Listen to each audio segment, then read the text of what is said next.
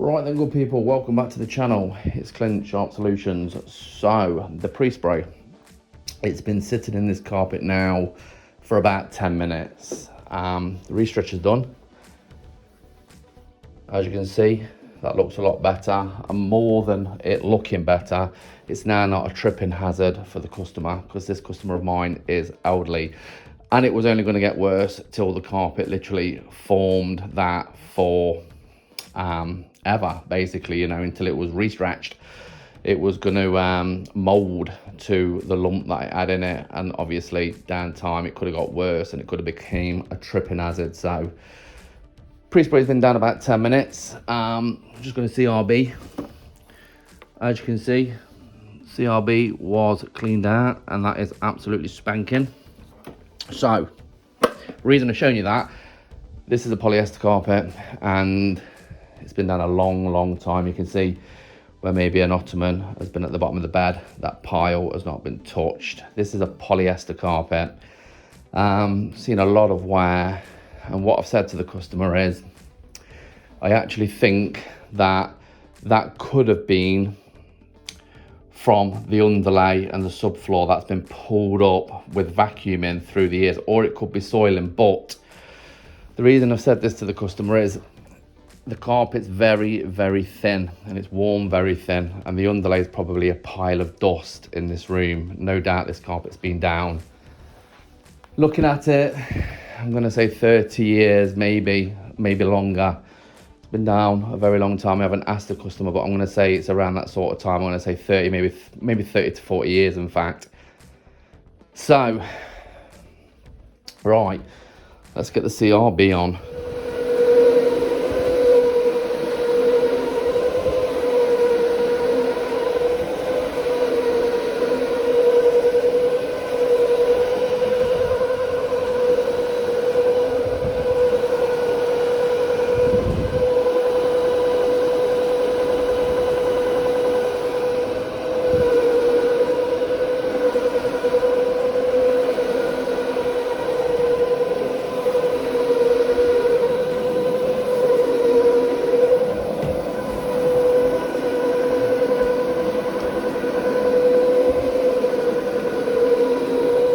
The only time we're going to tell if obviously it was soiling mixed with what had been pulled up through vacuuming is when we come to extract. Obviously there is ways around that, and that is low moisture, using a rotary machine or an orbital machine to clean after agitation, because that's not going to pull up anything else. But these carpets are going to get HWE today, hot water extracted, and I'm going to go above and beyond to obviously get these carpets looking as good as I possibly can for this customer, because she was fretting about having to obviously have them changed. And I think, to be fair, looking back at it now, that was another major reason why I got into cleaning carpets all those years ago, because the amount of people that I had said, the upheaval of having to move furniture or pay someone to move the furniture and, be without that room, let's say, it can be daunting. So I knew from obviously my customers asking me if I did clean them, that there was a market for an installer supplier to then fall into obviously cleaning. And what I could do with that was, once the carpets had been fitted, put them on a schedule for a year later to come back, check the carpets and clean them. And that's what we've been doing ever since, really, when it comes to my customers. They know now that I supply, fit, clean and repair, and it works fantastically. It's a niche business, there is others at it, all over the world.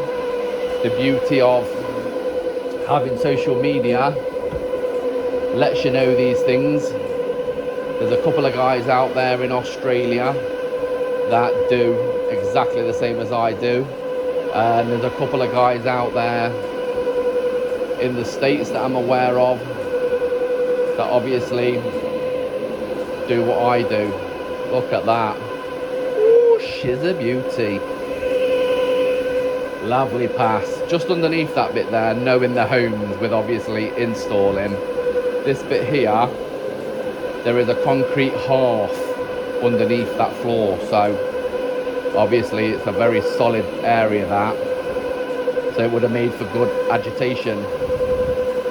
You see there's a slight dip on it now, and that's why it looks like that.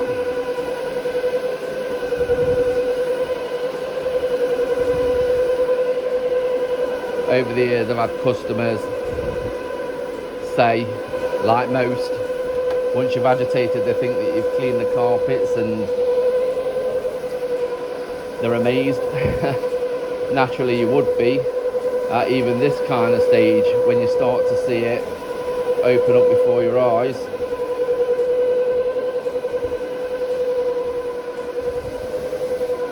There's nothing better than getting to jobs that need a bit of a scrub, because I find it's more, what's the word I'm looking for?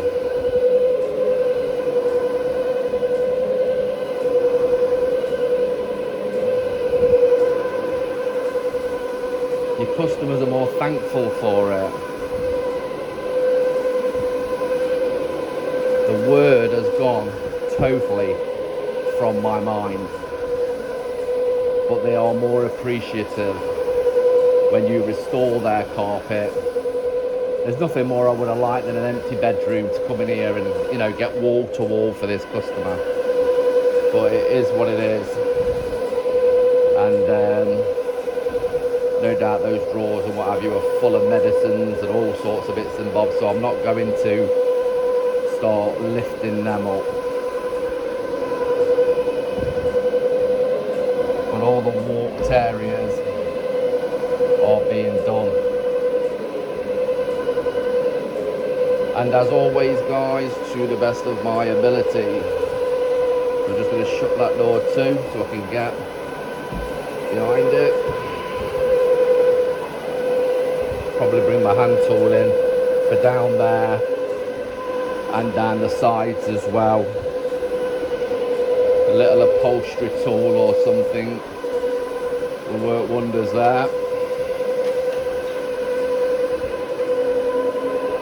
Like I said before, my OCD doesn't help me sometimes when it comes to work, and over the years those that know that I've tried to work on an hourly rate really, rather than, you know, a job rate. I look at the item that I'm cleaning, whether it be a carpet or a sofa, and the condition is what I will base my quote on. So we as a company, it isn't one price fits all, because especially when it comes to upholstery, you know, you could be working with finer fabrics that really do require time,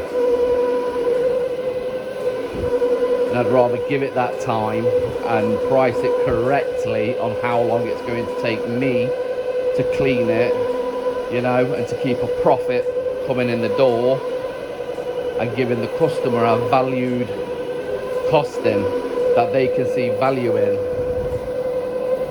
For me, and the reason that my business has gone from strength to strength is because I do think about the customer. You know, I'm not out to make a quick buck, you know, and get out of the business tomorrow. I've been in it 25 years now, whether it be fitting, cleaning or repairing. So I have built a nice steady little business, I suppose, one that I'm happy with anyway, you know. I found over the years that I don't think I'm that kind of entrepreneur that wants to get filthy rich. I'm just that small service guy that wants to offer a great service and get a majority of my work from recommendation, because recommendation work, as you know guys, is the bread and butter when we're not having to pay for whatever it is, Google ad clicks or whatever else there is out there. Anyway, that's enough of me banging on. I'm just going to get near that door on the other side, and then we're going to have a look at what this recovery tank has got us.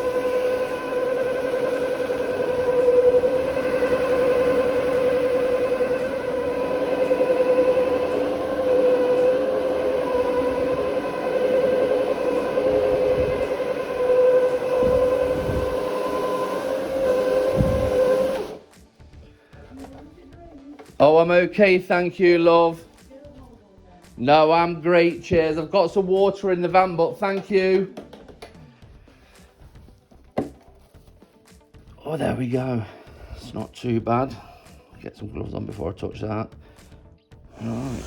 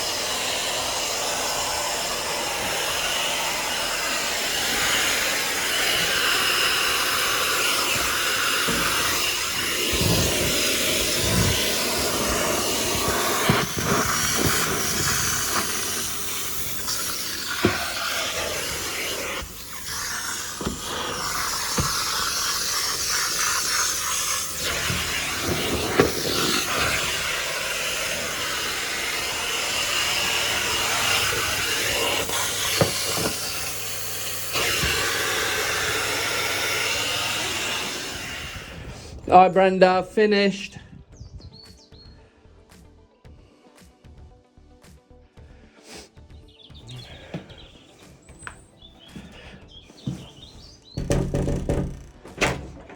Brenda. Hello. Are you shouting, man? Yeah, I've finished, love. Do you want to pop up and have a look? Yeah, I'll follow you up. I'll take mine off.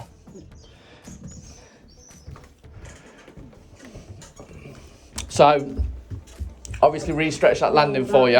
Hey, this looks tall better. I'm so glad that's gone. Good, good. Oh, yeah. Good. Wow. Hey. Can I? Yeah, of course. Yeah, it will take probably. Wow. I'm gonna say probably a couple of hours to fully dry, to fully dry, bone dry kind of thing. Oh, wow.